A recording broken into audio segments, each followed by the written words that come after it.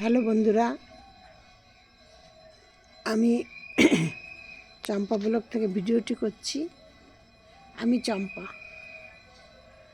আমি আজকে আপনাদের সাথে গাঁদা ফুল নিয়ে, শীত বলতেই শীতকাল মানে আমাদের সবারই মাথায় আসে গাঁদা ফুল নিয়ে। এবার আমি আপনাদের সাথে এই গাঁদা ফুলের, এটা কি গাঁদা আমি জানি না, ইনকা গাঁদা না এমনি গাঁদা আমি সেটা বলতে পারবো না, কারণ এই গাঁদাগুলো আমি যে ঠাকুরকে পুজো করি সেই ফুল ফেলি, তার থেকে গাছগুলো হয়েছে। সেই গাছগুলোকে যত্ন করে বড় করেছি এবং বড় করে দেখছি এরকম ফুল ফুটেছে। আমার এই গাছ কোনো আমি নার্সারি থেকেও কিনে আনিনি, কিছুই না। আপনারা এইভাবে করুন, দেখুন আপনাদেরও ফুল হবে। এই যে যেমন এই যে এই ফুল দুটো খুব বড় বড় ছিল, এর মানে এর থেকেও বড় ছিল। এই যে এই ফুল দুটো আবার বীজ করব বলে আমি এরকম রেখেছি, তাই শুকিয়ে এরকম আস্তে আস্তে ছোট হয়ে যাচ্ছে। এখনও শক্ত হয়নি, আর একটু যেই শক্ত হবে তখন এইগুলো খুলে আবার বীজ করব, তুলে রেখে দেবো, দিয়ে রোদ্রে শুকিয়ে বীজ করব, দিয়ে এইভাবে। এবার আমি আপনাদেরকে বলছি, আমার এই ভিডিওটি একটু ধৈর্য নিয়ে দেখবেন, তাহলে আপনারা বুঝবেন যে গাছ তৈরি করে সেই গাছ থেকে ফুল কিভাবে অতি সহজেই পাওয়া যায় এবং অগুন্তি ফুল পাবেন। দেখুন আমার গাছটিতে কত যেমন করি তেমন ফুল। আমার জায়গার মানে ছাদ আমার বড্ড ছোট, জায়গার অভাবের জন্য দুটো করে গাছ একসাথে লাগিয়েছি। এই দেখুন গাছটা, ঠিক আছে, দুটো গাছ। এই যে ঠিক আপনারাও এইভাবে গাছ করুন। গাছে আমি এই ফুলগুলো আবার এই যে ধরুন এই ফুলটা খুব বড় ফুটেছে, এই ফুলটাকে আমি তুলব না তুললাম, এই ফুলটিকে আমি আস্তে আস্তে বড় মানে শুকাবো, শুকিয়ে নিয়ে তারপর আবার এইটার বীজ করবো, আর এই যা ফুল হবে এইগুলো। এবার বলছি, গাঁদা ফুল গাছে গাঁদা ফুল গাছে একটা মাকড় মানে পোকা বলতে একটা মাকড় পোকা লাগে, দেশে মানে সে যেমন ওই মাকড়সার জাল ওরকম হয়ে গাছগুলো কেমন হয়ে যায়। এই জন্য আপনারা প্রত্যেক সপ্তাহে কি 15 দিনে একবার করে আপনারা করবেন, স্প্রে করে দেবেন।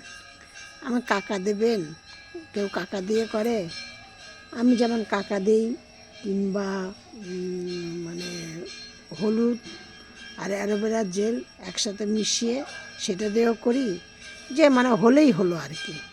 আর গাঁদা ফুল গাছ রোদ খুব পছন্দ করে, রোদ্রে রাখবেন, বেশি রোদ পেলেও ওরকম পোকাও হয় না।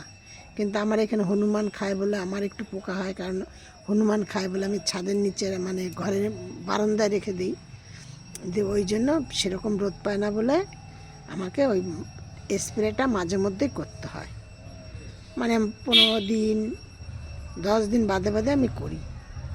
আর একটা কাজ করি, এই যে ভিটামিন এই ওষুধটা দিয়ে মিনাকুল, এই ওষুধটা দিয়েও আমি মানে মাসে একবার করে স্প্রে করি। এবার গাছের গোড়ায় কি দেবেন, আমি গাছের গোড়ায় শুধু আমি এই খাবারটাই দেই, যে খাবারটা হলো কলার খোসা ভিজিয়ে রাখি আর সর্ষের খোল ভিজিয়ে রাখি। কলার খোসাতে এত পটাশিয়াম আছে, যার জন্য কলার খোসাটা দিলে পরে গাছে বৃদ্ধিও ভালো হয় এবং ফুল কুড়ি সব আসে। আর সর্ষের খোলটাও গাছের জন্য খুব উপকারিতা। সর্ষের খোল ভিজানো আর কলার খোসা ভিজিয়ে, আমি আর কিছু দিই না, ওই একবার করে মাসে একবার, এই 15 দিনে কি 10 দিনে একবার করে স্প্রে করি। আর ওই স্প্রেটা যখন করি তখন আমি সেই হলুদ গুঁড়োটা আবার যেটুকুনি বেশি থাকে সেইটাই গাছের গোড়ায় দিয়ে দেই, তাহলে কি হয় যে গাছের আর কোনো সমস্যা হয় না। এই যে আমার এই গাছটি হয়ে গেছে, এবার কেটে দেবো। এবার আপনারা যখন এই গাছ থেকে ফুলগুলো তুলবেন, তোলার পর আরেকটা কাজ করবেন, এটা আমি এখনও কাউকে আমি দেখিনি কোনো ভিডিওতে কাউকে বলতে, এই গাছের এইখানটাতে এইভাবে কেটে দেবেন, এই যে ফুলটাকে তুলেছি এইভাবে কেটে দেবেন, দিলে কি ওইখান থেকে আরও ডালপাড়া বেরোবে।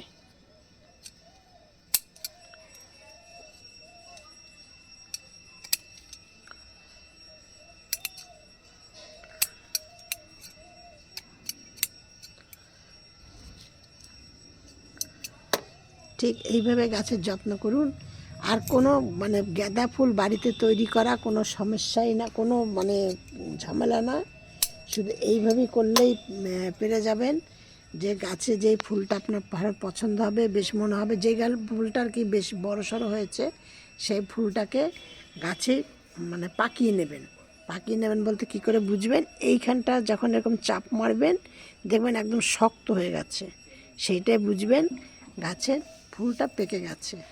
পেকে গিয়ে সেই ফুলটাকে তুলে তারপর সেই ফুলটা ই করবেন, মানে একটু রোদ্রে শুকিয়ে নেবেন। ফুলটা না আর কি, এই মানে পাপড়িগুলো সব ওই তলায় দেখবেন একটা কালো কালো কেমন হবে, সেইটা গাছে রোদ্রে দিয়ে শুকিয়ে নেবেন। শুকিয়ে নিয়ে তারপরে সেইটাকে আবার এরকম ছড়িয়ে দেবেন মাটির মধ্যে। ছড়িয়ে দিলে দেখবেন সেখান থেকে মানে অগুন্তিক একটা ফুল থেকে প্রচুর গাছ পাবেন। এবার সেই গাছকে তুলে নিয়ে আপনি যেমন আমার যেমন এরকম দুটো কালার আছে, আমি দু জায়গায় বসাবো, তাহলে আমি বুঝতে পারবো কোনটা হলুদ কোনটা দিয়ে আমি তারপর আবার সেরকম বসাবো। কারণ আমার বাগানে 12 মাস গাঁদা ফুল গাছ থাকে। গাঁদা ফুল গাছ থাকার একটাই কারণ হলো পুজো করতেও ভালো লাগে, আবার কিন্তু হনুমানের উৎপাতের জন্য বারান্দায় রাখি। এই আজকে ছিল এই আমার ভিডিও ছিল। আপনারা এই ভিডিওটি আপনারা প্রথম থেকে শেষ পর্যন্ত দেখার জন্য আপনাদের ধন্যবাদ ধৈর্য নিয়ে, কারণ আমি সেরকম ভালো করে বলতে পারি না। আমার এই মানে বলাটা কেমন হয় ঠিক মতো মানে সবার মতো এখনও বলতে শিখিনি।